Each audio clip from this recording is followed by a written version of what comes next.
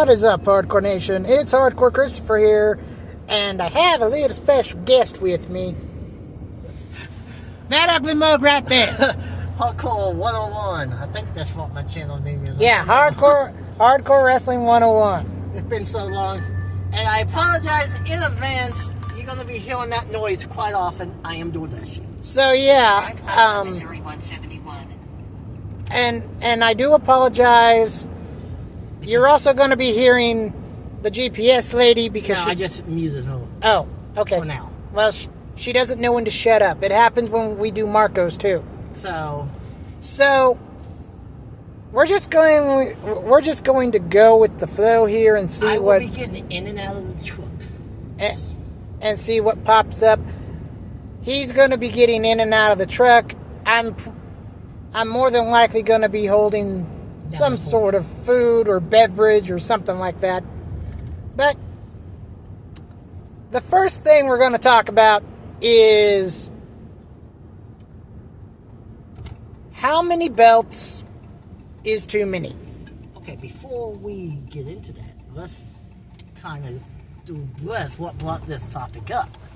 Okay. So AEW, for those that may only watch WWE or who only maybe watch indies and have no idea what AEW is, because I'm sure there is a lot.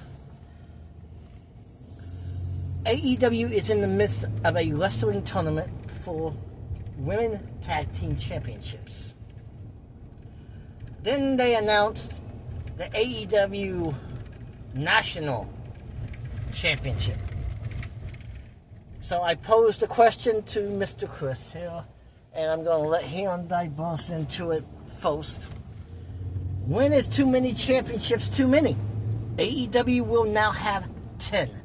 I figured them up. I actually went down the list of the belts they still have.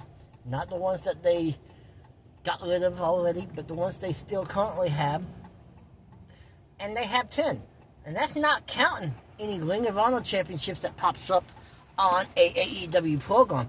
That doesn't count anytime they bring in, like in New Japan, like one of Don Callis' boys, Kesta, I believe is how his name is pronounced. This Japanese guy that's not Okada. And he has the New Japan World title with him right now. And he's been bringing it weekly. Mercedes Moné has, I believe, 10 women's championships. So again, Mr. Chris, the ball is in your court. This is your channel. So when is too many belts too much? With 4 hours of weekly television. Okay. With 4 hours of weekly television, in my humble opinion, which is the only opinion that matters because it's my channel. That was cute. I think four is the right amount. I think anything above 5 is pushing it. This is how I would do it, just to keep it fair. I would say 4 men's belts and 3 women's belts. That way they can have a mid-card belt for the women just like they do for the men. And then they can have a tag division. Anything above that, so 4, 5, 6, 7 at most. Anything above that would be too many. I agree with you. So we talked a little bit about it. About how we could unify certain championships. AEW has the ability, because they have Ring of Honor, well, they could combine a couple divisions and have them be traveling champions. I thought about this, and I have came up with an idea to unify more than just the one that we've talked about. We talked about, hang on, got a call because that will not let me through. Sorry about that, people. Hardcore Wrestling 101 is a good driver. It's just... Well, when I called it and it's just that... let me over, there wasn't much I could do. I just had to stop on the other lane. It's just that idiot drivers. But we talked about combining the trios and the 6-man belt with Ring of Honor and AEW. What about the TNT title and the TV title for Ring of Honor? Ooh, I like that. Think about it. It could be the mid-card belt could travel. And and Ring of Honor will still have access to just as many belts. You're going to have to hold the fort. All right. Well, he goes in to get I in don't have to order. go in. That's why I got to get my jacket. Oh. I got to go to the door, window. Meanwhile, he gets his phone with his jacket. It's a hoodie. Well, hoodie. And anybody out there watching that's in the Missouri area, make sure to grab a coat or a jacket. And also, the TBS title and the TB women's title with Ring of Honor could be unified. Uh-huh. So, I would unify the ROH world title and the AEW world title.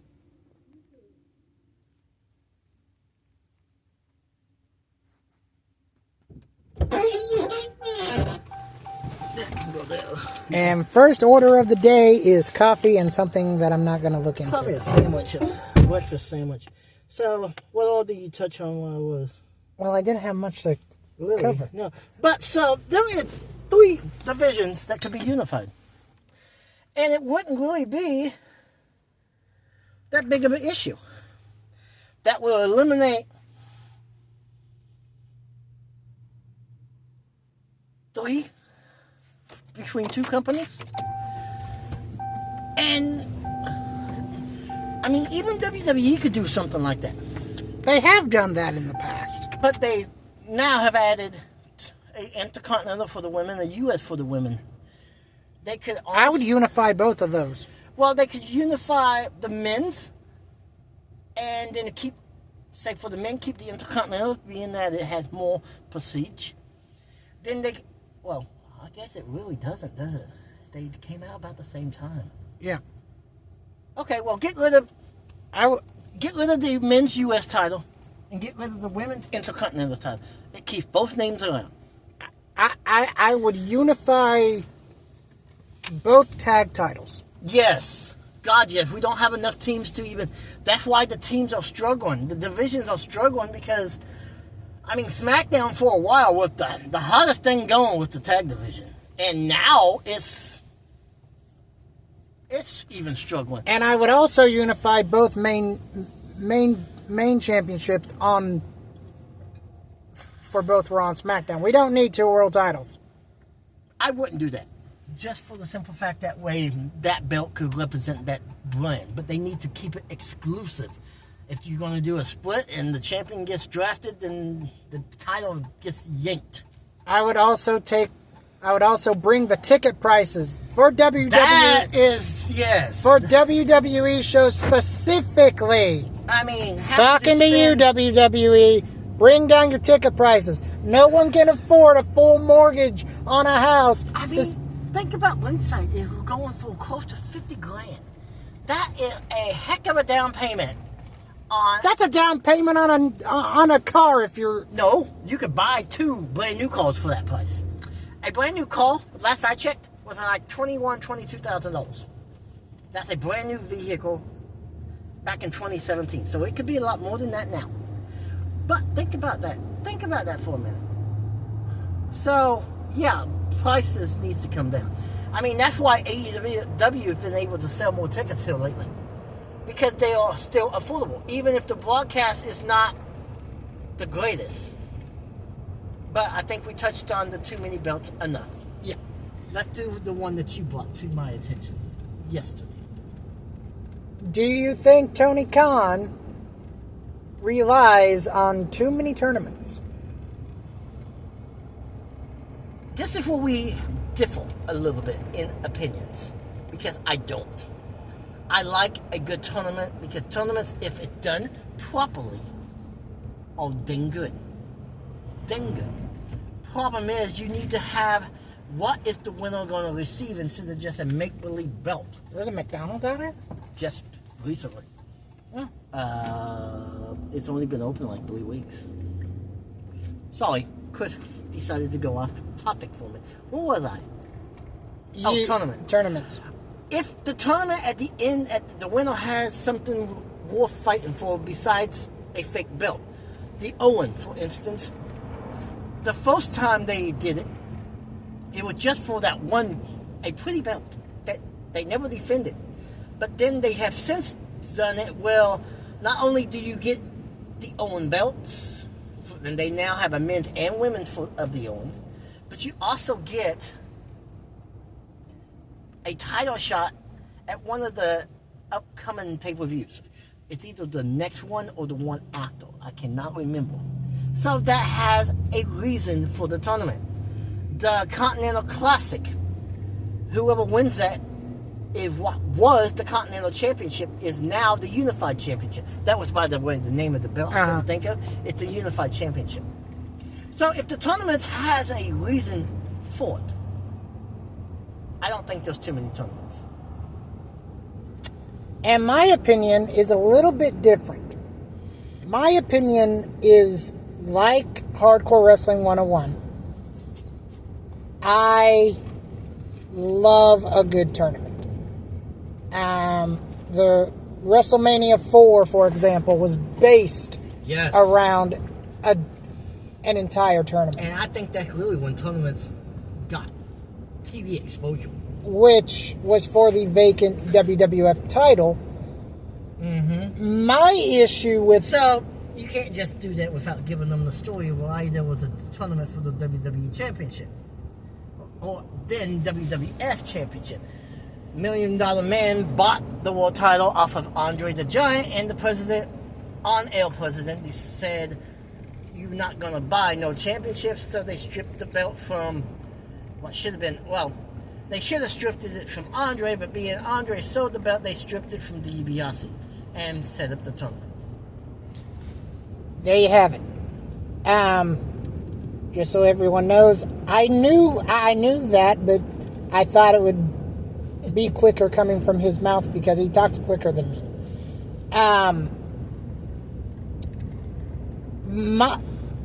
My problem with how the tournaments are structured, and this comes down to tournament structure, is if you're going to do a tournament, have the show be based around that entire tournament. Even, I forget what Survivor Series it was, but it was the 99. Yeah, 90. Survivor Series 99 was based around an entire tournament. It was when The Rock won the world title for the first time.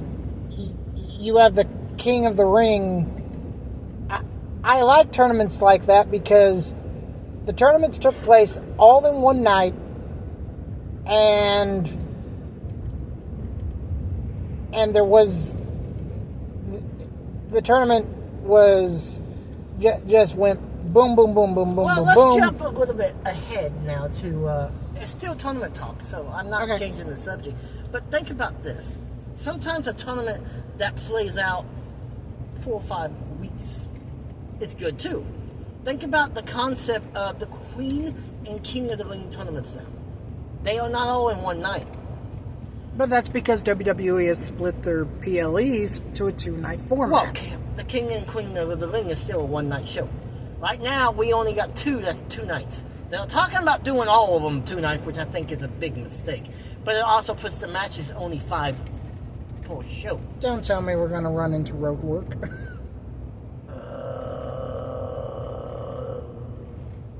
Maybe. No.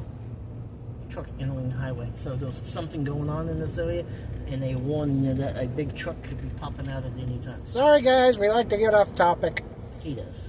But, you do too. I haven't changed the topic once. You have twice. Fair.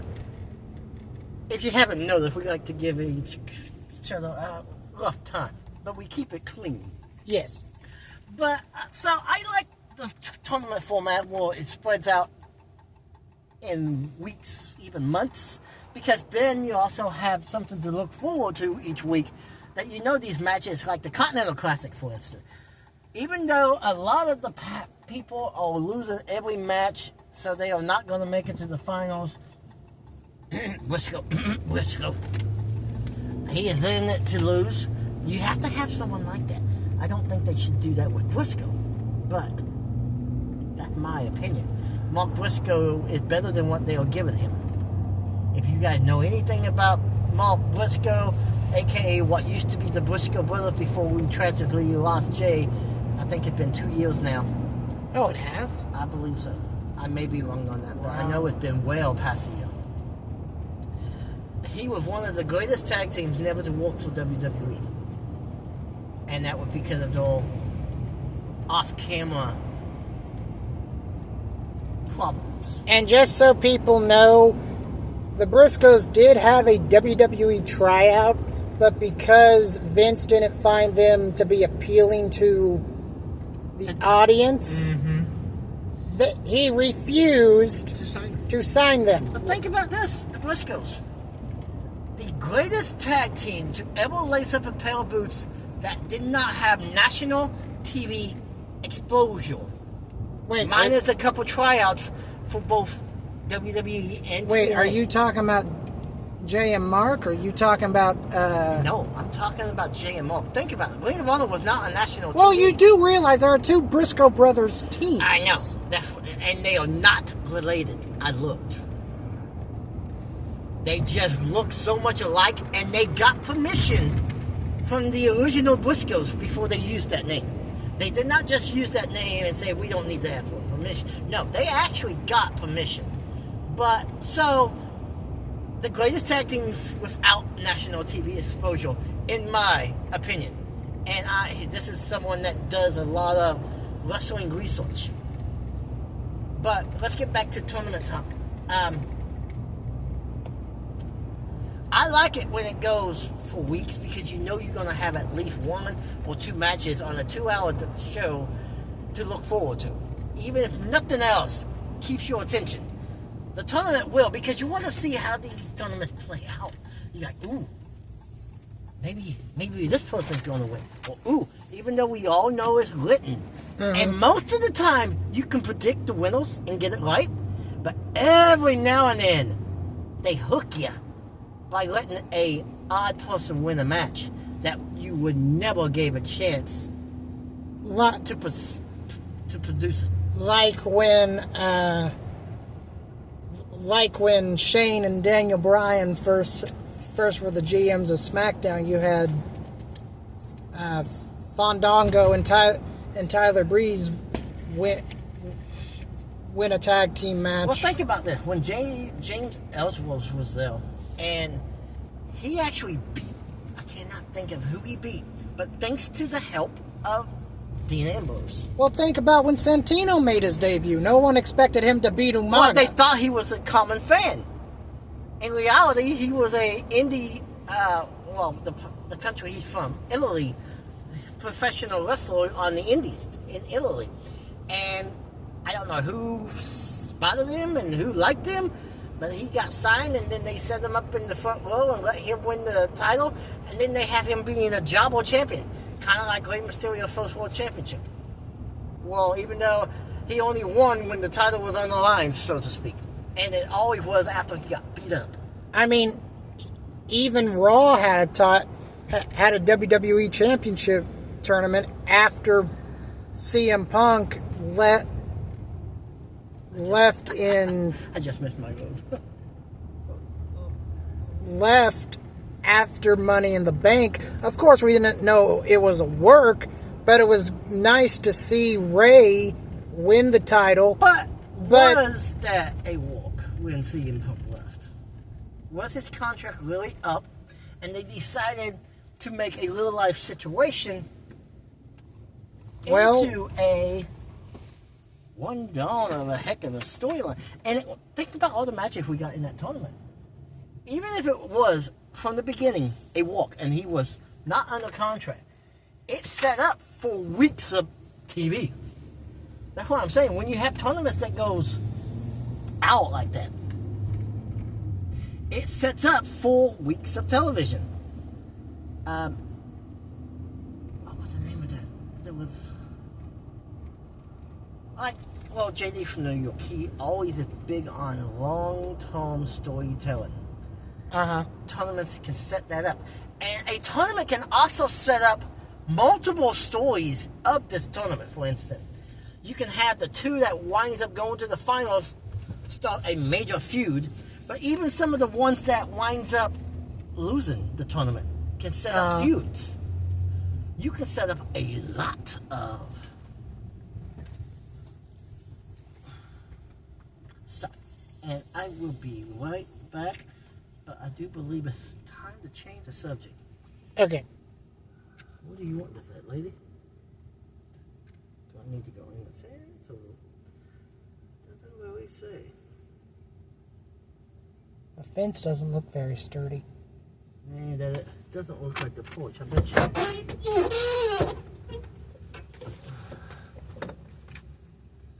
Ooh, I'll be right back. Okay.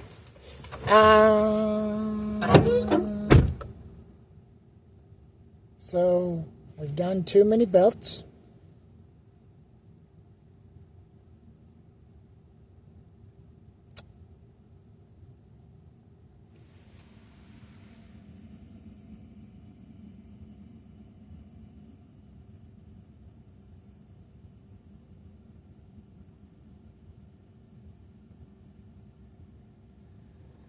And we've done tournament talk.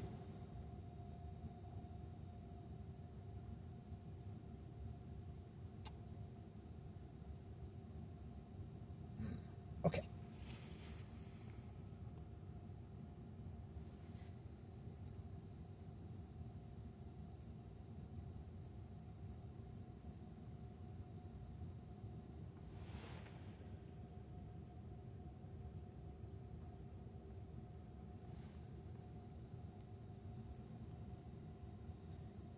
Sorry, guys. My co-host has flew the coop. I just wanted to verify the address because the picture didn't match with that back door. It kind of looked like the front one, but I didn't see no way in. And I'm not jumping the fence for nobody. So what'd you do with the order? It's on that back side porch, if they haven't opened it and gotten it yet. Okay, so we've done tournaments, tournaments, We too done many belts. I have a topic I want to focus on now.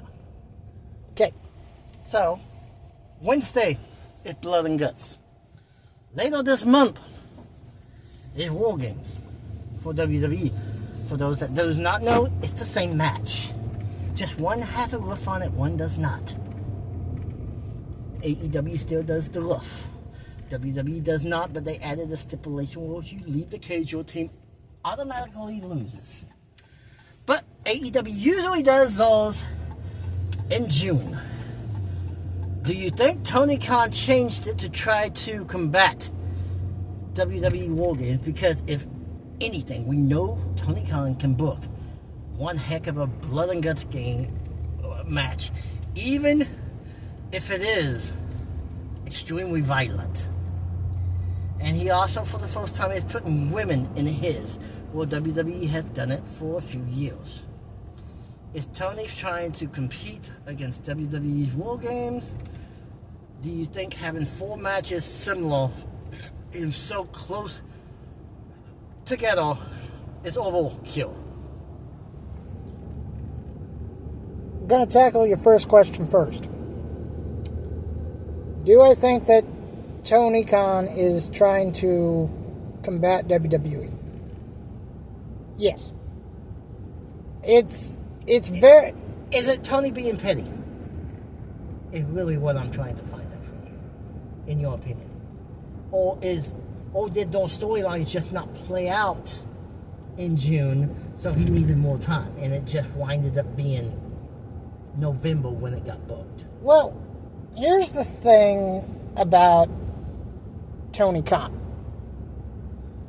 Tony Khan really doesn't like it when WWE counter programs. Well, WWE has been extremely petty this year, because it seems like every time AEW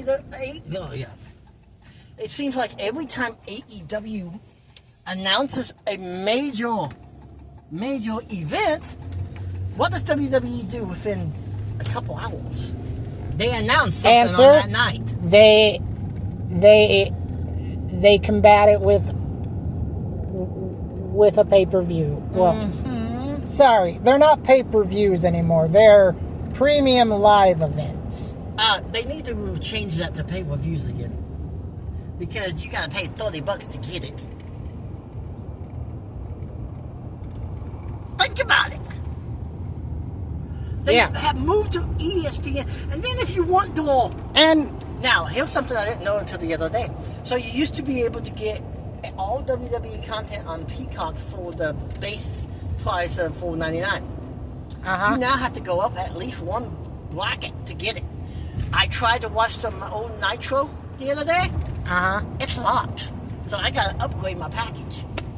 How much is that upgrade gonna cost? I don't know yet. Mary thinks it's like 11 something. So even though they have left Peacock for the most part, in order to watch what is still on Peacock, mind you, Saturday night main event is now exclusive to Peacock. Your ECW stuff, your WCW stuff, anything else that's in the no tape library, old WWE stuff, you have to upgrade it to at least the $11 package. So think about that. Not only are they making you to pay an extra $30 if you want the pay-per-views, now you got to pay more to get your library content. Not only that, but you would also have to keep up your Netflix subscription. If you want Monday Night Raw, yes. So the only time I'm going to order WWE stuff on ESPN is Survivor Series, of course. I'm not going to miss War Games. And then from the Rumble to Mania. And then I will probably hold off until maybe Money in the Bank. Okay, I want to change my response. On what? I'm going to retract my statement that Tony Khan is being petty. Okay. What's your opinion? My opinion is that ever since the dawn of professional wrestling, whether it be Vince McMahon and WrestleMania and what was left of the NWA, and they put on it was the first Night of Champions. This is how petty Vince McMahon was. He went to the cable companies and said, if you carry Night of Champions, I'm not going to give you access. It wasn't not a Clash of Champions. I know it's close, but... Okay, Clash of Champions. There might be some people that go like, what are you talking about? Sorry. Night, Clash. It's basically how they came up, WWE came up with Night of Champions, because it used to be, it was Clash of Champions in WWE, but it was on WCW, NWA, but it was on free TBS. But Vince, and I think this is where, sorry Paul, but I think this is where Hunter, aka Triple H, aka Paul Levesque, gets his pettiness from. It's the same family. Is the same family. Vince McMahon was always very petty. He was petty against WCW. He even admitted to wanting Ted Turner and WCW to go out of business. He wanted to be the only guy. He wanted to be the only game in town. I will say this. Wrestling is better when there's competition. Most of the time. And Triple H, despite what you want to say about him as a wrestler, his booking for WWE most of the time. Most of the time he's hit one heck of a home run. His lately it's been the same thing. I think JD's title of his last video on SmackDown reviews, it was something about same thing we need, same chaos or something like it. We need a change. We do. Drew McIntyre and Cody Rhodes every time. And Cody Rhodes has gotten stale. Cody Rhodes is the reason I went back to WWE TV. Before then, I couldn't tell you what was going on. But when Cody left AEW started going downhill. I'm not going to go to the point that everyone's saying AEW is on the way out the door.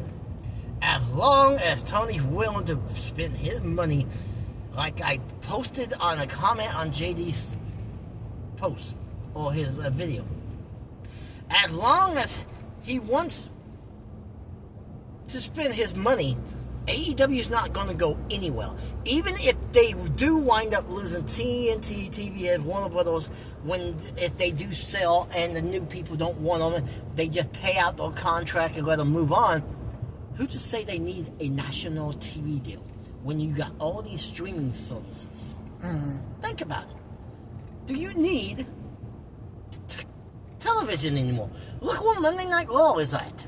It's not on national TV. It's on Netflix. We had this discussion over Marco that the physical media, WWE saw the writing on the wall and they said that we are no longer going to be producing DVDs. Which nobody probably does that anymore. Nothing. You don't need to buy a physical copy. Look at, your PlayStation, for instance. The game system. I have not bought a physical copy of that, any game, in probably 5-6 years. I do it online, I buy it, I download it. If I need more space, I take one of the games off, I put another one on, but that game is already bought, and it goes into the library that I can pull it out anytime I want. Same thing goes with people and bills. And shopping. Mm-hmm. What's the point of getting out of your comfortable house? Most people do online shopping. Where it's nice and warm. I prefer to get out. We have switched. I'm just gonna keep on rolling with it. We have switched subjects. It's okay. But WWE has gotten better for the most part. Yeah, but they are still set in pushing the same people. I follow Triple H for pushing new people. And I have heard, just from the videos that I have watched, which I think this opinion is stupid, that WWE is doomed, or it's on a decline, which I can agree with the decline part. I'm not going to go out of my way and say WWE is doomed or AEW is doomed just because. For people to say WWE is on its way out the door is like people saying AEW is on its way out the door. It's not going to happen as long as they want to spend that money. But let's get back onto the blood and guts and war games. So we know we got two that's probably going to be very bloody. Yeah. Blood and guts. We got two that may not have no blood at all. Which do you prefer? And if you would watch any of these matches, which one would you watch? Simple answer. I do like the blood when it comes to matches. When it comes to certain matches. I do know that ever since TKO did take over, which they don't stop a match if it happens. They don't stop a match. In fact, I liked it in the Hell in a Cell match with Punk and Drew, where Drew got busted open. Now, I did watch the WWE Championship match between Eddie Guerrero and JBL, and I thought that was just way too much blood for my taste. But I think that I prefer the WWE. I don't like their style when it comes to like the shark cages I and don't stuff. like that at all. But I do like the no top on the cage because it opens up a lot High more. flying for the high flyers, yes. I like the AEW version just because it's the tradition of the cage. I would even be okay if they had half top, half open. That way, it also will leave space for the high flyers to do their stuff. But it also keeps the tradition of a top on certain areas. Yeah. I prefer the AEW version just because people goes up on the top. It kind of similar to what Mankind and Undertaker did on the Hell in a Cell where they wrestled on top, but instead of having the cage trying to give in on you, it's sturdy. Yeah. And you never know what type of action you're going to get. Did you ever watch Lethal Lockdown from TNA? The six-sided cage, basically yes. War Games. Well, AJ went up the top, someone followed them, then AJ climbed the ladder on top of the cage, grabbed the basically the structure of the roof, and actually pulled himself as far up as he could, let go, and landed. I want to say it was Rhino that he put on the table before he climbed up there. And he let go and just did a splash through the table on top of the cage. See, that leaves openings like that for this. And if you do get shoved off the cage, like AEW tends to do now, Yeah. then there's usually an area that is designated for it where you ain't going to wind up killing yourself. Like we thought Mankind, Mick Foley, whatever you want to call him, died when he ran through the announce table. There was nothing to protect that fall. Well, and Mick, God bless you for everything that you've done for this business. But You were one crazy SOB. As McMahon said, I thank you for what you just did for this business. But if you ever do it again, I will kill you myself. but and this came from your own mouth, Mick. You said I told 2 lies on that day. I'm fine. I'm fine, and I can do, and me and I've been on top of the cell. He even said that if he had been on top of the cell earlier that day, that he wouldn't have gotten up on it. And all of that match was not designed to happen. Yeah, the choke slam through. The choke slam through the Hell in a Cell, that cage was not supposed to give way. And the chair definitely wasn't supposed to fall on top of him. That had been said by both individuals. Undertaker said right before he was going to choke slam, he goes, "Are you sure this cage is going to hold?" And Mick goes, "Sure, it's going to be fine." He said the second he choke slammed in the scene that he wasn't stopped, he could just say, "See it. Okay, that's it. I'm fired." But think about it. When that wasn't supposed to happen, I mean, things, even though it's a written script, things still happen. You still have to go to the hospital and get things fixed. But Like Triple H's quads, that was not supposed to happen. But also think about it, because of that match, which matches talked about more? The second Hell in a Cell or the first Hell in a Cell with Taker and Shawn that was arguably better, but everyone talks about Mick Foley. Mick Foley. And that was the second one, I believe. Yeah, and that because was the first one was when King debuted at Yeah. King Guilty. And that was that Bad Blood that year. I want to say, yes. I like, don't get me wrong, I like Tony Khan's Blood and Guts. I like that match myself just because it keeps with the tradition. The original idea was to have Blood and Guts, the Match Beyond. The Match Beyond was an NWA trademark. WCW kept with it, and then WWE let the trademark go. When Cody was making all these trademarks, he had quite a bit of his dad's stuff, including the Match Beyond. But they winded up not using it because Cody came to an agreement where he could use his last name. WWE takes over the trademarks.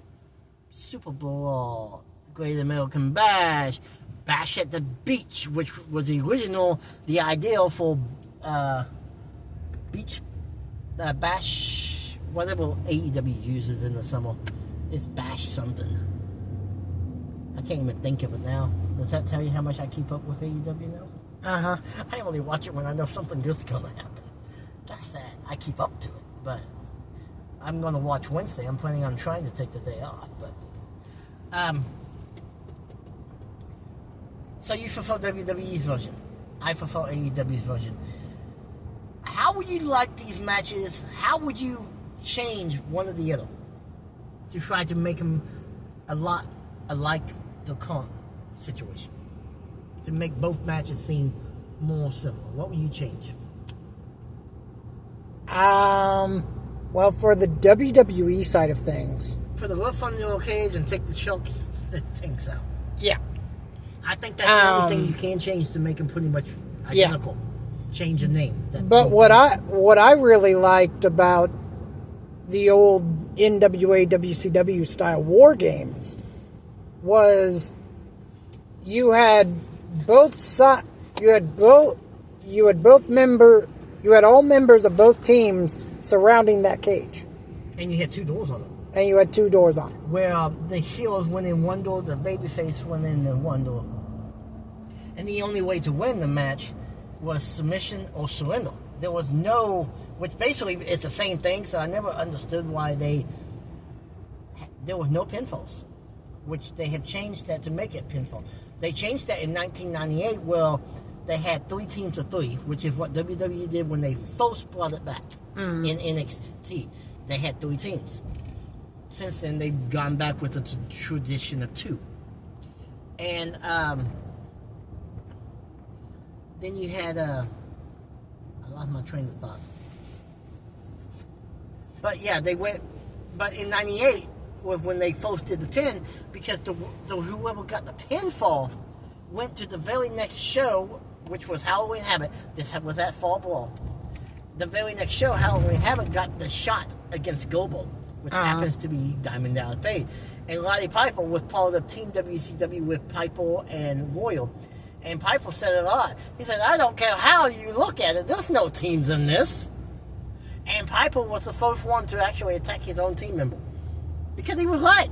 There is no teams if the winner gets a world title shot. Team NWO was all set up to make it where Hogan would win. He had Stevie Ray actually have his slapjack weapon, and he was there to make sure Hogan won.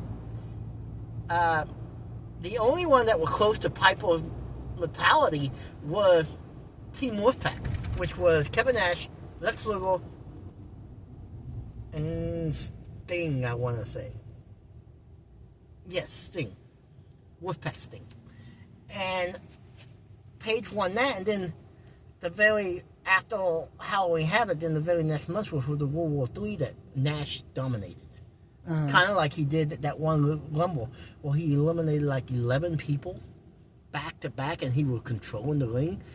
They would come out, he would get them out, he could take like a 20-second break. I think it was 94 Rumble. But, so, yeah, I think the only thing I would take off the shark cages, put a roof on it, at least half of the ring. So basically one ring has a roof, the other one doesn't. That way, if they have some lightweight cruiserweights that does high flying stuff, they can still, and then they can still add if you get out of the cage rule, you instantly lose for your team. And I would take half of the roof off of the AEW version and implement that rule. Well, if you leave the cage, you instantly lose. And that's the only thing I think to change it, to make it. But then, do you run the risk of too much the same? Think about it. If you change one to be identical to the other, and they have all 4 of their matches is in November going forward, and this is not just a one-time thing, you're going to have 4 matches pretty much identical.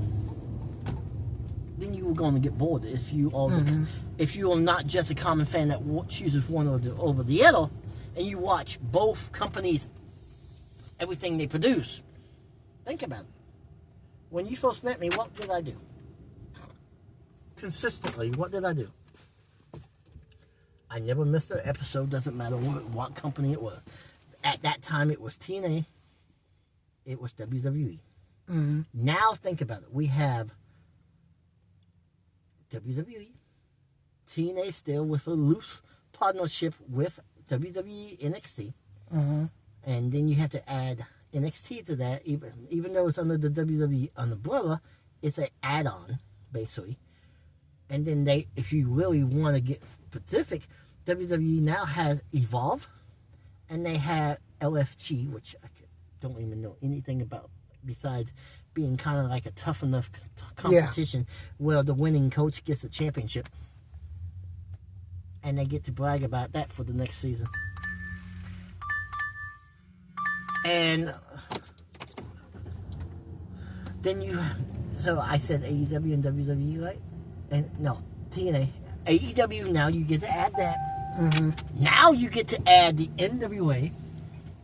You get to add the MLW, which honestly is a good show. They have War Chamber, which is kind of like War Games. It's a one cage War Games.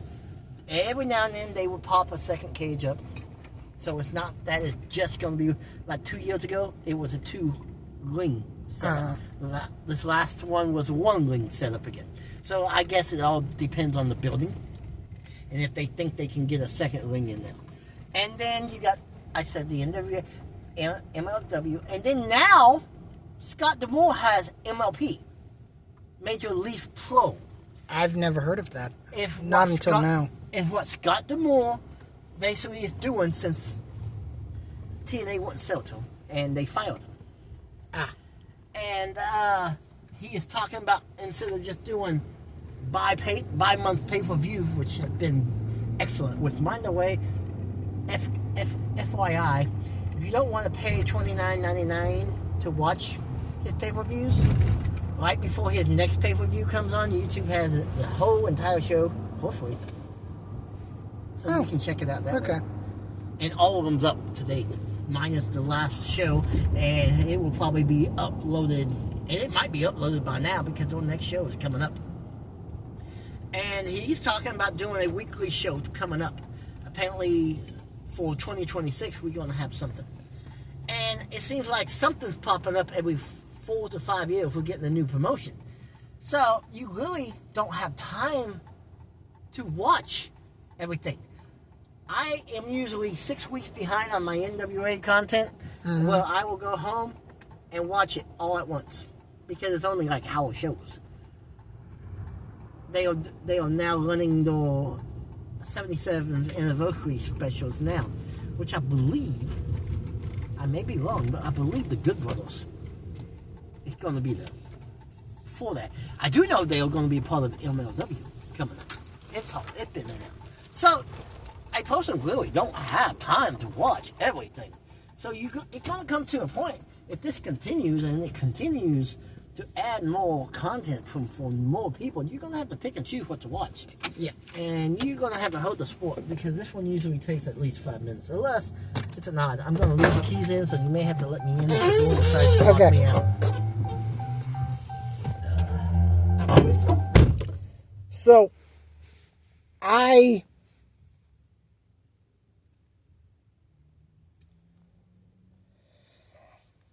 I do understand what Hardcore Wrestling 101 is saying, but I think that we've talked about this subject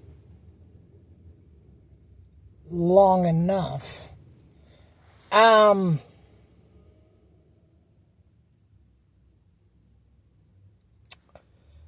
The NWA isn't very happy, from the sounds of it, with Tony. It's not as bad as I thought it was, but usually I have a wait. But, so, what was you? I was switching subjects. What do you talk about? I was about to talk about, before your squeaky door interrupted me, Yeah, about I- how the NWA, from the sounds of it, isn't very happy Okay, with. well, we're going to touch on that since we brought NWA up, but I do want to say one thing about Scott's promotion real quick. The only problem I have with him and his MLP is it's too similar to the way TNA does it. The setup, everything looks too similar. So if Scott wants to jump out, so to speak, he's gonna have to switch that up a little bit. He looks too much like TNA. I know TNA was his baby. He's the one that brought it from the dump to what it is now. But he needs to switch it up a little.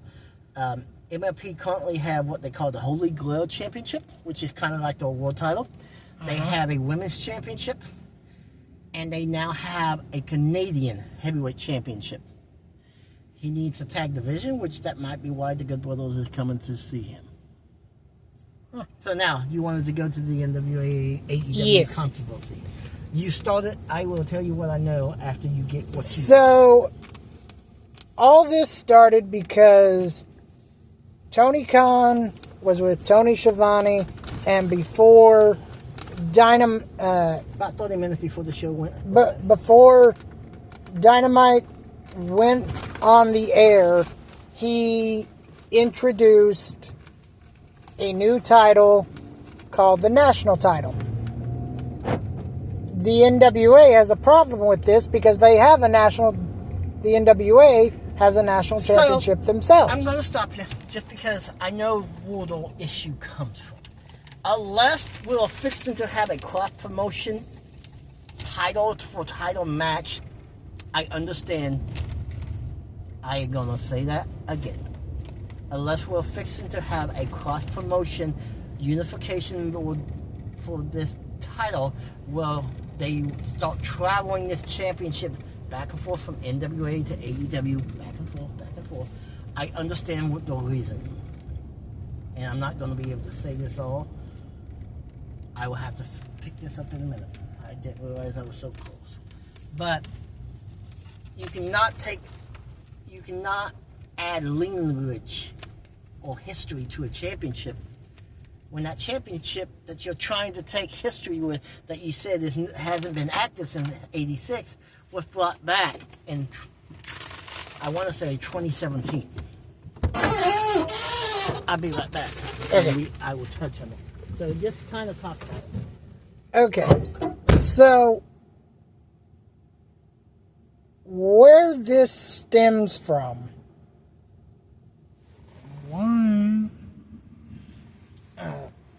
where this all stems from is Tony Khan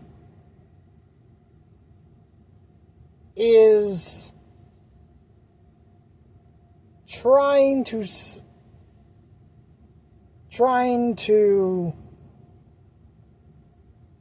say that the lineage only goes back to Georgia Championship Wrestling. And the NWA is like, no, because it's still current. So, the NWA problem, I don't know where you was, but I want to get this subject done, and you can tell me what you talked about, if anything, while I dropped that. The problem was when Tony Schiavone and Tony Khan first introduced this championship, then Tony Schiavone talked about how when, I believe it was Georgia Championship Wrestling was bought by Jim Crockett Promotions, they had a national championship.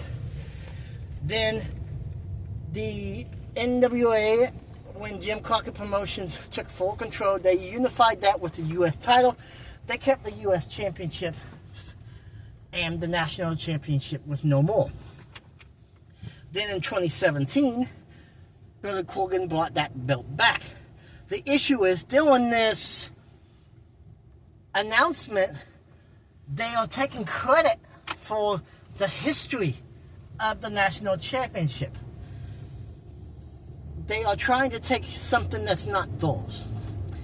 Before you guys are wondering, well, why can't they stop it being everything is trademarked this year? the national championship is not a trademark championship. It has never been trademarked. Therefore, any company and no model can announce a national championship and get away with it. I think it's the same way with the United States title, because I don't think you can trademark a country. I think any company, I mean, think about it. New Japan for a while had a U.S. title. I don't know that to be facts, that you can't trademark it. But it is definitely a good debate. So after the announcement, the now national champion, which I think he wins it this coming week, to be honest, is someone that you probably would remember as Mikey of the Spirit Squad. I think he's now using the name Mundo or something like that.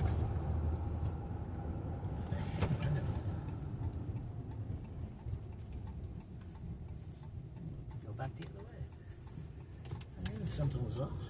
He got us lost. No, I know where I'm at. It's just I got to go to Simple Simons, and I decided to go down Florida instead of down St. Louis, which is where I need to go. But so Mondo posted something about I am the one true national champion, and there was a couple other former national NWA champions that has said something so far. And this is why it makes me wonder. So far, Billy Corgan hasn't said nothing.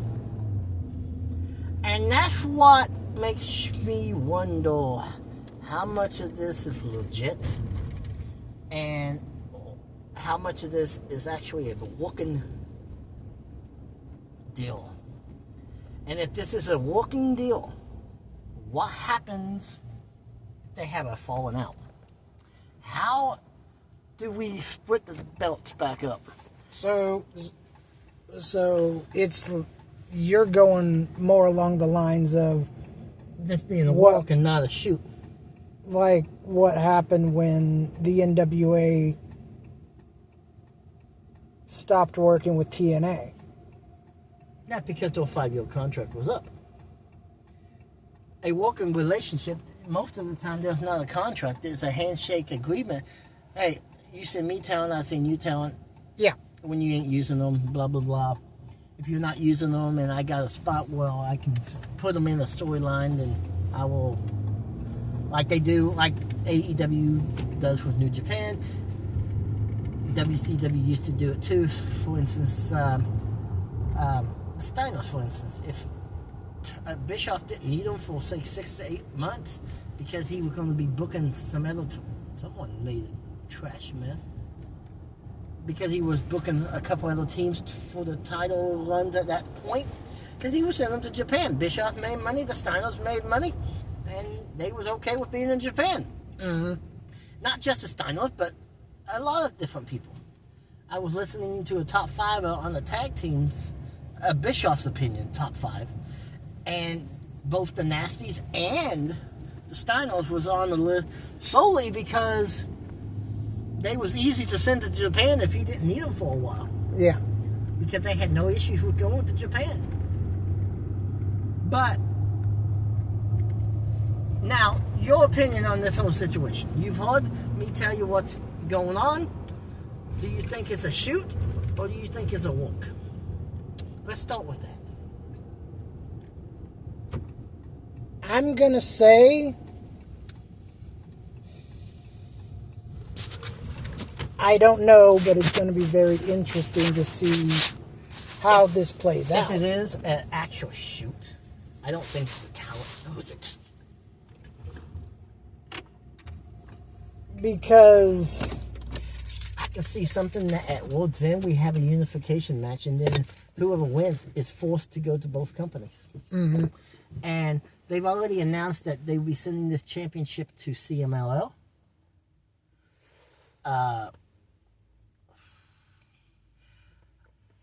New Japan, Pro Wrestling, quite a few indies.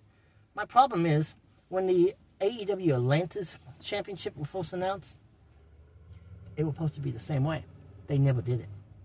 And now the Atlantic Championship was renamed the International Championship that was unified with the Continental Classic Championship that is now the Global Championship. So his original idea with the Atlantic never paid out. Will this?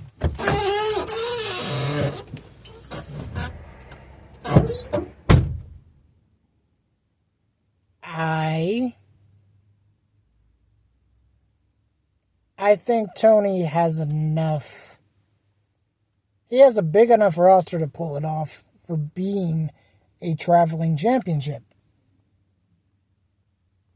Do I think that Tony Khan's going to pull the trigger on that? Probably not. Now, I am of the opinion that Ring of Honor needs a television deal.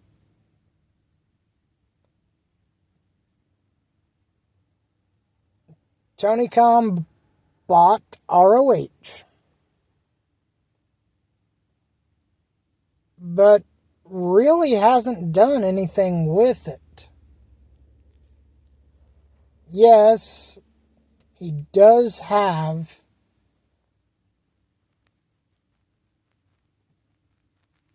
ROH shows, but they're not being televised. Along with that, you have ROH titles showing up on AEW television because AEW talent holds the ROH championships. I don't know how long we're going to have to wait, so I'm just going to continue on. But I am of the opinion that Tony Khan needs to get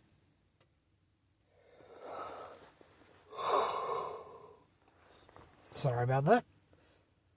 That if you're going to have a show,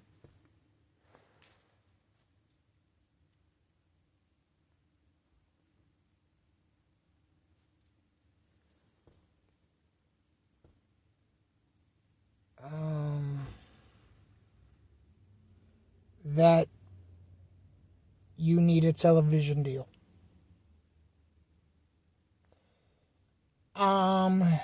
Is there anything else I can think of?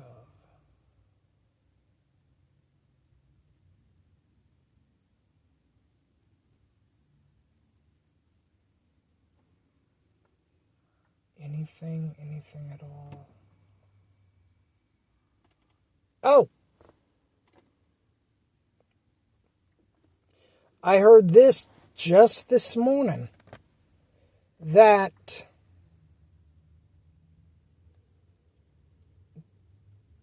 Tegan Knox got hired by AEW, had one match where her and her tag team partner lost,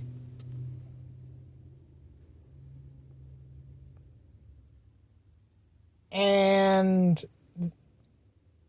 her and her partner were going to have another match, but they refused to lose. And from my understanding,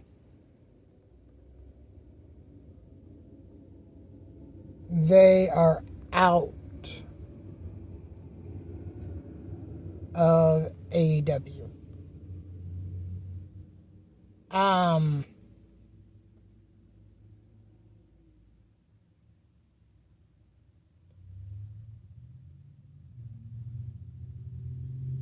Well,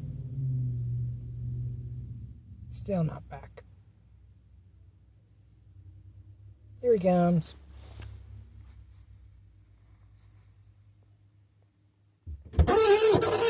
We should be able to set this between us. Okay. Yeah. So we'll get on the discussions. I mentioned how Ring of Honor needs a television deal. Oh God! You know, I know Tony is trying to be loyal to Warner Brothers Discovery, even though I don't think they are loyal to him half the time, especially with new bios potentially, and he may not even have a deal. He's had several offers for TV, if you can believe him. But he had turned them down because he's trying to remain loyal to Warner Brothers. Warner Brothers has already gave him permission to go elsewhere. Which is, if they have given you leave, why are you punishing the Ring of Honor staff? Think about it. Yeah, no, I was afraid of that. I mean, I don't understand if you really have been offered. Why not take it? This doesn't look like a road. It's not. I am using the alley to turn around because sometimes it doesn't give me the right direction until I get on the road, and that's what happened on this instance. And when it doesn't do that, I take a gamble and I go one way or the other. Sometimes I have to flip-flop around to get going. Yeah, but it's a scum move on Warner Brothers Discovery. Okay, explain what you mean here. What I mean is, you've already given Tony Khan the permission to shop around, and then you're going to, in response to you giving him the permission, you're going to punish the Ring of Honor staff. That's not Warner Brothers that's doing the punishment, if you think about it. It's Tony. By not accepting a TV deal and putting them on national television, minus when they show up, the main event shows up on AEW TV, that's Tony's fault. If he really been offered TV contracts for Ring of Honor by several TV deals, wouldn't that be Tony's fault, not Warner Brothers? Warner Brothers gave him permission to go someplace else. Okay, then I misunderstood you. If Tony's right and Warner Brothers really did give him permission to shop Ring of Honor elsewhere, wouldn't that be Tony's downfall and not Warner Brothers? They have nothing to do with Ring of Honor. Minus when Tony first took over Ring of Honor, they gave him 2 or 3 pay-per-views on well, no, it wasn't even on no platform. He was allowed to put pay-per-views, and I want to say it was on what used to be Fight TV. It's now Twiddle or something like that. Uh-huh. Part of the speech there. I know I probably butchered it. But that's on Tony. That's not on Warner Brothers. But why would Tony punish a company that he... That's what I don't get. Why buy something if you ain't going to accept a TV deal and just... And you must think that that everyone that works under the ROH... The only one on that roster, the only one that makes it to AEW TV is people that he's already had that went to the Ring of Honor stuff, or the main event players, like your champion, for instance. Mm-hmm. I mean, yeah. So that's pretty much that topic. And I also mentioned how Tegan Knox was involved in a tag. I heard this early this morning, that Tegan Knox was in a tag team Her and her partner had one match. They lost that one match. Tony Khan was going to put them into another tag team match where they would have lost again. Tegan Knox. Wait. She was on AEW. I know she got fired from WWE. And there were rumors that she was headed to AEW. I didn't know she debuted in AEW. I don't... from what I heard, she debuted in a tag team, and their tag team lost. And Tony was going to put them into another tag team match where they were going to lose again. Oh, yeah. She walked out before the show.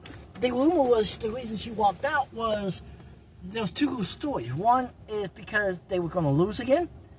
And the other story is that technically they was only supposed to be given 3 minutes. So it depends on whose story on what actually happened. Yeah.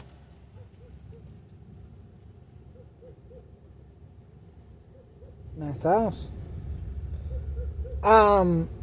But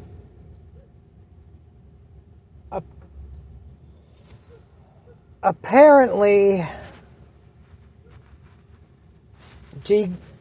Tegan Knox is no longer with AEW, and I can't blame Tony Khan for doing that.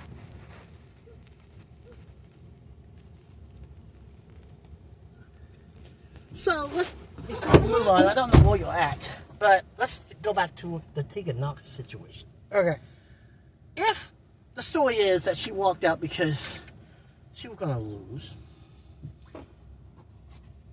well, either scenario, 3 minutes, all that. Did she just make career suicide?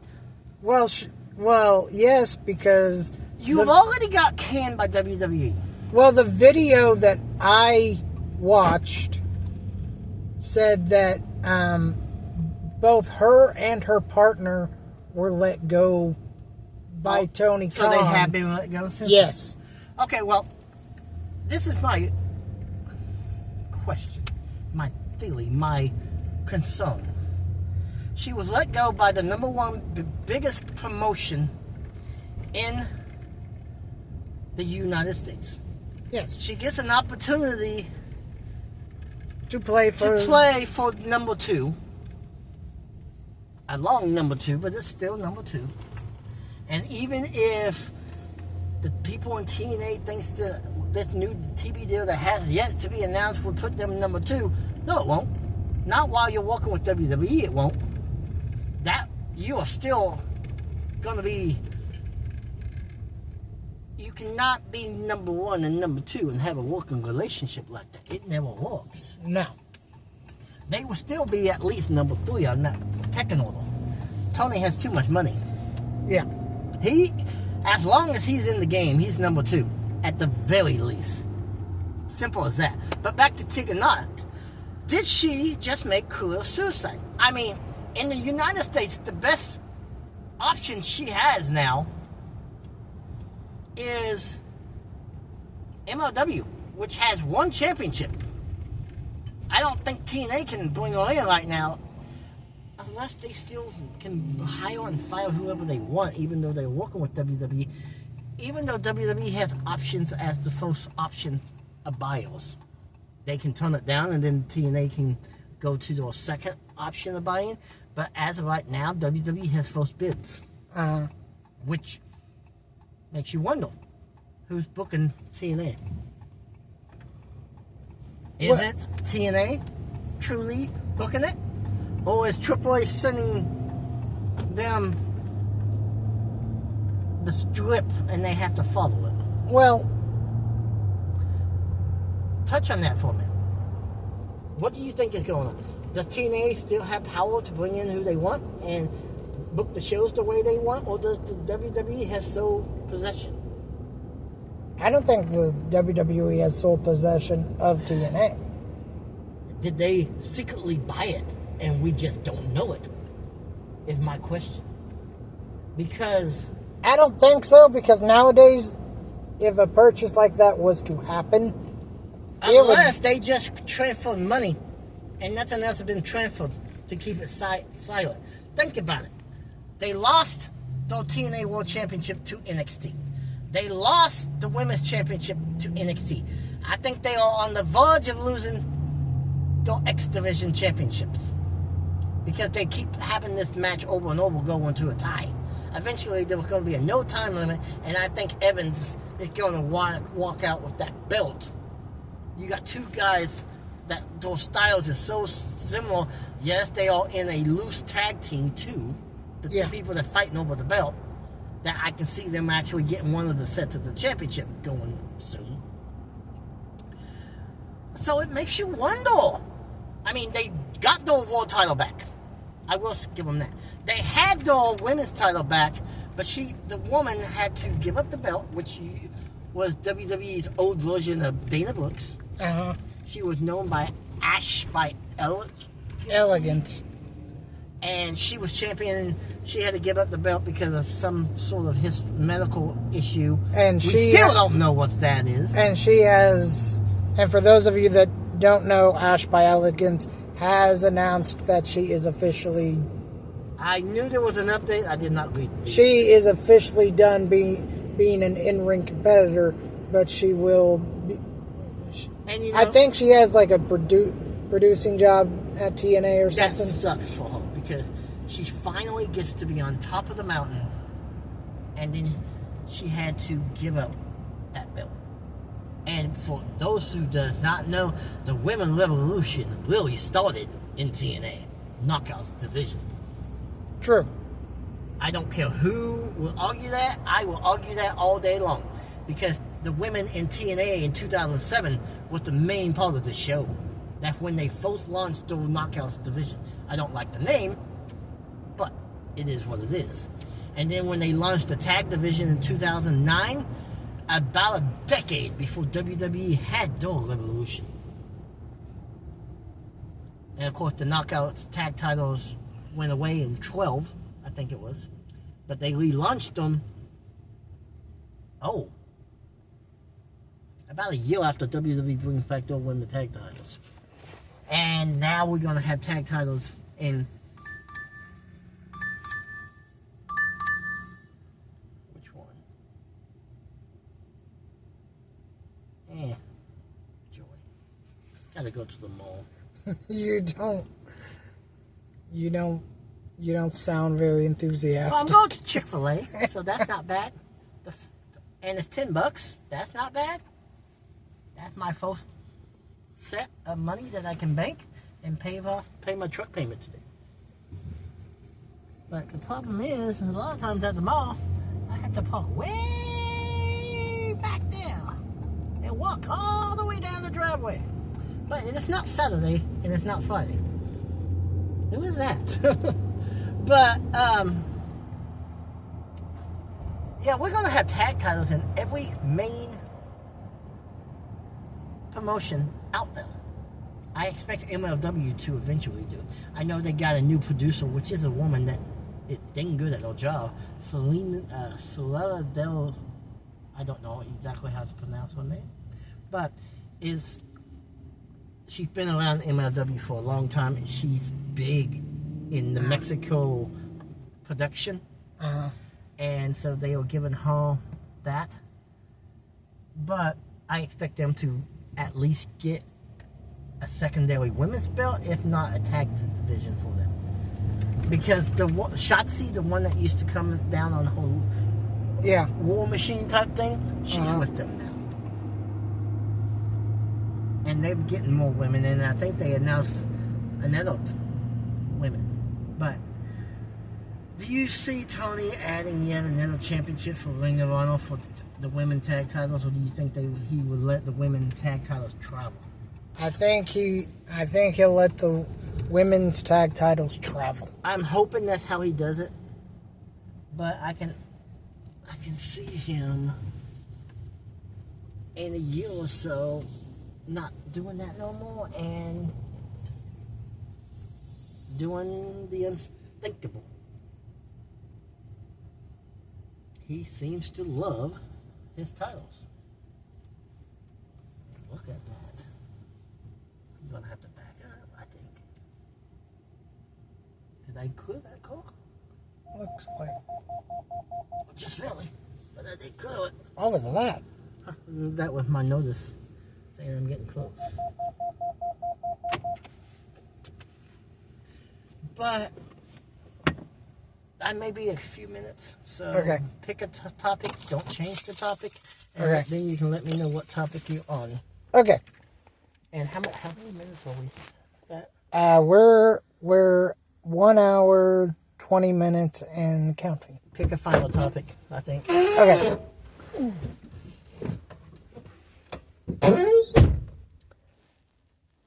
Final topic.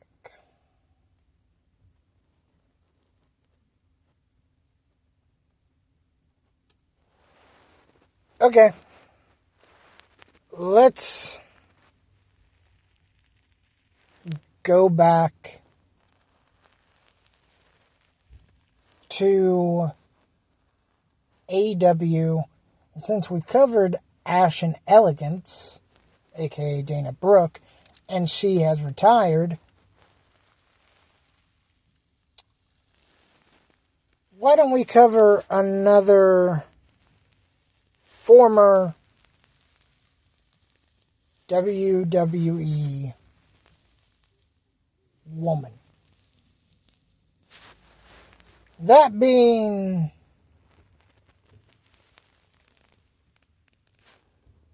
Sasha Banks, otherwise known as Mercedes Moné.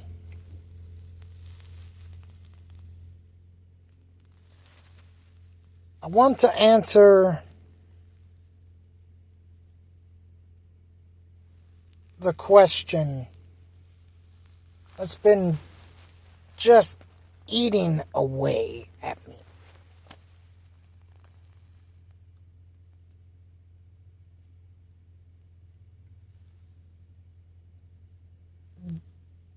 Does Mercedes Moné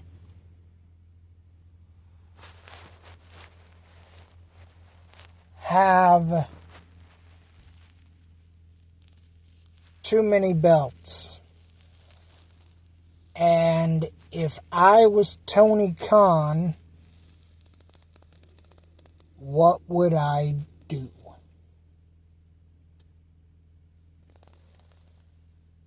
Well,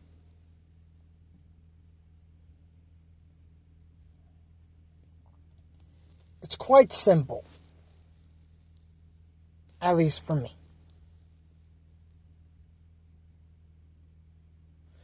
Mercedes Moné has way too many championships. I know that there have been wrestlers in the past who have held multiple championships all at one time. The Great Sasuke and Ultimo Dragon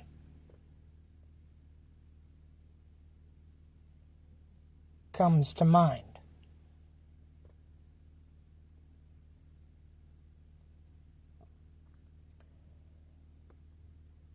What would I...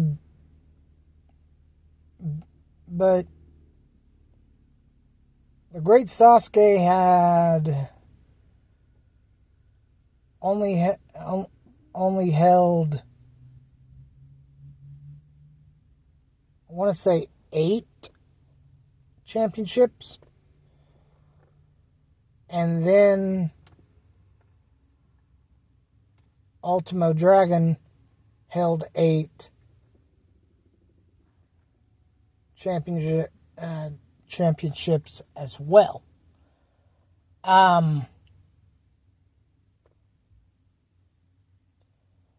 The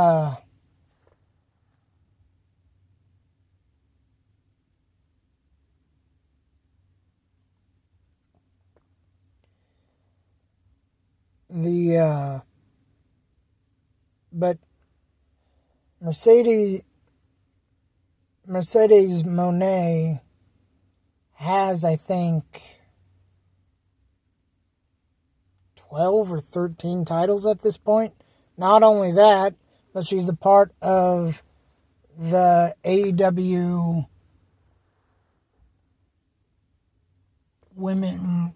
women's tag team championship tournament. So if she wins that,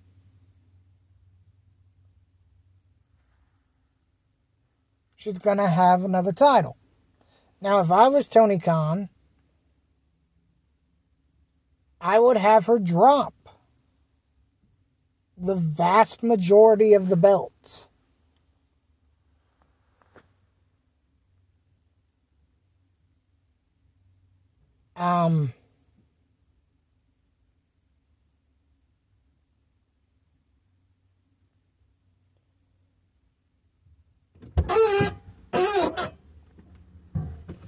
So, what was your topic?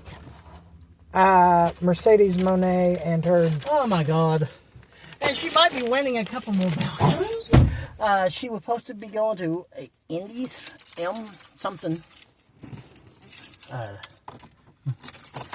Let's just go with something to challenge for the women's belt, and she's in the AEW Tag Titles tournament, so she could be up to 12 by the time all is said and done.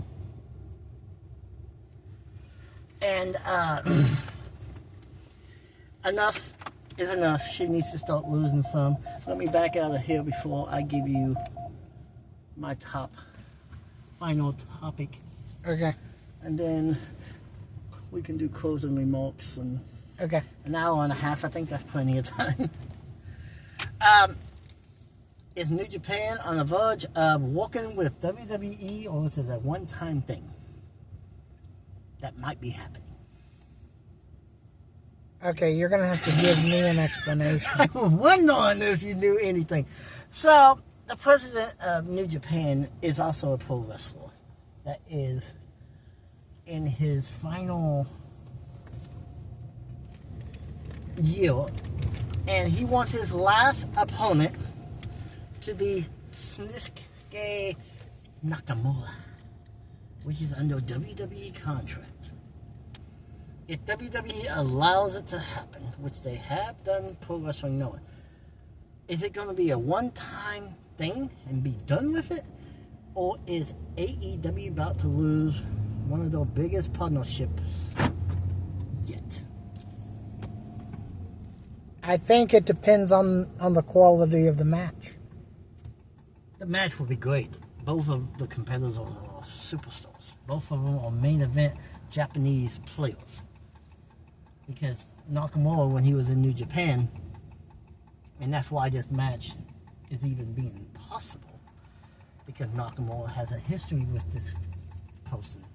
I can't think of his name, so don't ask, but he's been around forever. It's not Antonio Inoki. No, Antonio Inoki is no longer with us. I don't think it's Giant Baba. No, it's... I can't think of his name, but he does like this air guitar entrance. I don't know And who he you're... took over as president after AEW's partnership, and that strengthened the partnership. He's been on AEW television a few times. But he wants Nakamura as his final opponent. And so that has me wondering, are we fixing to have WWE take over the #1 promotion in Japan as well? I mean, they have pretty much bought AAA, 51%. So they have control. We have seen what that has done to AAA. They now, 2 of those championships is now controlled by WWE on WWE television. The mismatch title, which I'm actually excited about. Maybe we can get some mismatch competition on WWE. I thought when they did the mismatch challenge that was going to lead to a championship. It never did. But they also have basically what is known as the Omega Championship, by Dominic, which is the world title. If WWE allows this match to happen, and if Japan decides they want to sell, is WWE going to snoop in and buy them too? I think it's quite possible because I think WWE a long time ago had a working. They did, and that's what makes me worried. But on the other hand, if AEW loses AEW, AEW loses AEW. Yeah! But if AEW loses New Japan, does that maybe open up the door for AEW to work with All Japan and maybe get some All Japan television in English in the States? That would make me happy. Or even another one of the Japan's, who was it that they worked with? Wrestle One that Muta actually owned at one time? Sounds right. But I don't even know if they are still active because Muta is working for Noah as a producer because he's retired.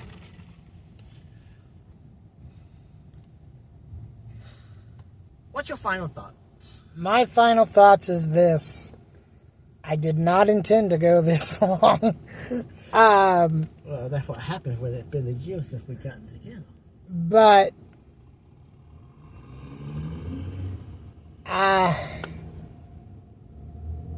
it's actually been very, very, very nice to do a video like this again. And I'm going to try to get back to weekly. We're going to try to get back to weekly. When there ain't nothing going on for either one of our lives. Which seems to be non-existent at the moment. It seems to happen, doesn't it? Yeah. We would try to keep with the Monday theme so the video can be pretty consistent on time frame. But he's going to have to upload it, and who knows how long that will take, but it will be there sometime today. My final thoughts is I don't think pro wrestling has been this hot since the 90s. Doesn't mean that that's good. It just means you got more options than ever before. Yeah. We got WWE, we got AEW, we got TNA, we got MLW, we got NWA back on the move. We got MLP beginning their consent.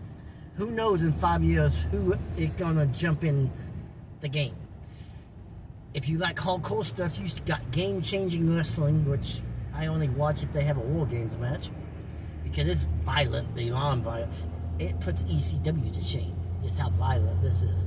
Then you still got the combat zone wrestling that is around if you really hunt for it. So wrestling, I don't think has ever been this healthy. But when it's enough, too much. With that said, this is Hardcore Wrestling 101. And Hardcore Christopher. Keep it hardcore, everyone. So long.